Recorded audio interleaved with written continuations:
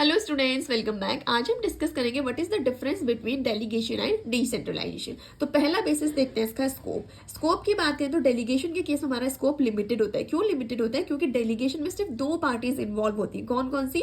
Manager and his immediate subordinate. यहाँ पे सिर्फ दो ही पार्टीज इन्वॉल्व होती है। डिसेंट्रलाइजेशन के केस में बोल रहा है कि इसका स्कोप लार्ज होता है, इसका स्कोप क्या होता है? वाइड होता है। क्यों?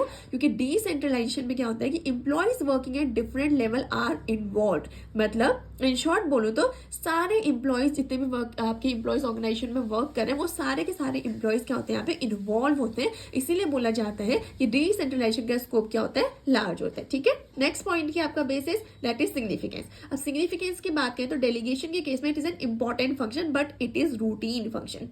अब देखो, डेलीगेशन एक इंपॉर्टेंट फंक्शन तो है लेकिन एक रूटीन फंक्शन होता है। क्यों रूटीन फंक्शन होता है? क्योंकि यहाँ पे क्या होता है, हर दिन मैनेजर क्या कर रहा होता है? अथॉरिटी और रिस्पॉन्सिबिलिटीज क्या कर रहा होता है? असाइन कर रहा होता है अपने सबऑर्डिनेट्स। ठीक है, वही डिसेंट्रलाइजेशन क्या हो रहा है? इट इज मोर सिग्निफिकेंट, ये ज्यादा सिग्निफिकेंट है। क्यों?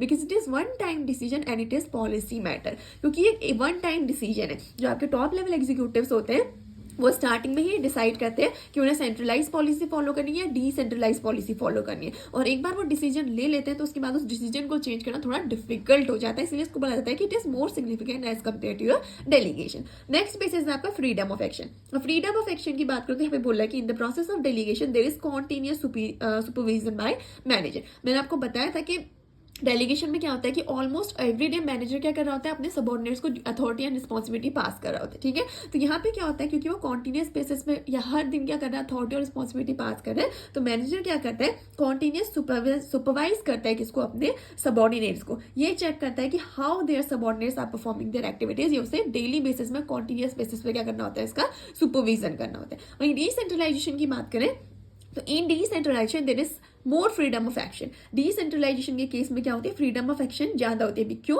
Because once the authority is distributed systematically, उसके बाद सिर्फ आपका पीरियोडिक अप्रेजल होता है। यानी कि आपने एक बार अथॉरिटी दे दी अपने सबऑर्डिनेट्स को तो उनका वहां पे डेली या कॉन्टिन्यूस बेसिस पे सुपरविजन नहीं होता है, उनका पीरियोडिक अप्रेजल होता है। एक पीरियड के बाद ही देखा जाता है कि आपके सबऑर्डिनेट्स कैसा परफॉर्म करें। तो यहाँ पे फ्रीडम ऑफ एक्शन ज्यादा होती है as compared to your delegation. क्योंकि डेलीगेशन में आपका डेली बेसिस पे कॉन्टिन्यूस बेसिस पे आपके सबऑर्डिनेट्स की एक्टिविटीज को क्या किया जा रहा है? सुपरवाइज किया जा रहा है। लेकिन यहाँ पे क्या हो रहा है? पीरियोडिक अप्रेजल हो रहा है, नॉट कॉन्टिन्यूस सुपरविजन। क्लियर है सबको इतना? ऑलराइट।